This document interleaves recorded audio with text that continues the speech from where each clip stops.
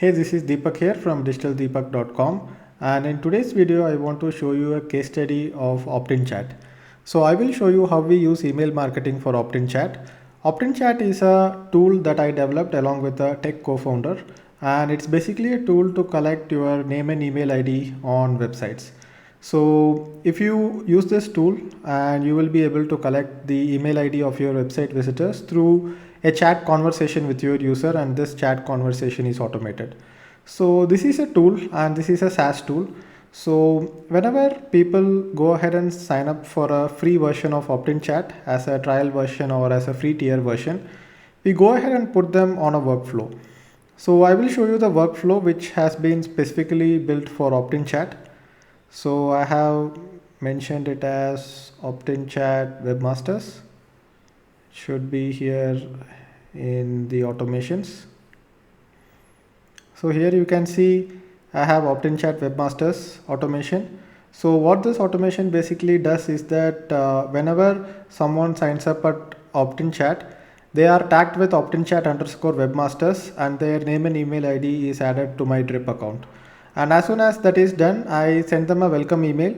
So here the email says, welcome to OptinChat, let's get started. And this particular email gives the people who sign up an introduction about OptinChat, and here it also gives a video tutorial on how to configure OptinChat. It asks people to go ahead and join a Facebook group as well, and it has a few tutorial videos and tutorial articles as well. So this is what happens as soon as they sign up, and the goal of the initial funnel is to convert them into an active user. So basically they should sign up for OptinChat, get the code and go ahead and deploy it on their website. So when they deploy it on their website, what happens is that the system adds a tag called OptinChat_webmasters_yes. So I'm waiting 36 hours, which is like 1.5 days. And if it is a yes, so here I can show you the whole workflow. So if it is a yes, if they have installed OptinChat on their site, then directly it goes to the exit. However, if it is a no, it sends another email. It says, do you need help with installing OptinChat on your website? It waits for 36 hours and checks again whether this person has deployed OptinChat on their website or not. If no, then it goes ahead and sends another email. It has been 3 days time to install OptinChat. So this particular email goes ahead and asks them if they have any problem regarding OptinChat. It also asks them whether they need help from the support department or something like that, and gives the link to the video tutorial again. When people sign up for something like OptinChat, the problem is that they don't go ahead and deploy OptinChat on their websites immediately. It usually takes some time, and they have to figure out how the system works. So there is a little bit of friction here, and that is why these repeated reminders work very well, and this helps me convert more of the signups into deployed users. So finally it also sends a mail. I will ask one more time. So I will try asking one more time. So basically consistent persuasion is what is happening here, and this workflow is designed in such a way that at any point in time, if they go ahead and deploy OptinChat on their site, it exits the workflow.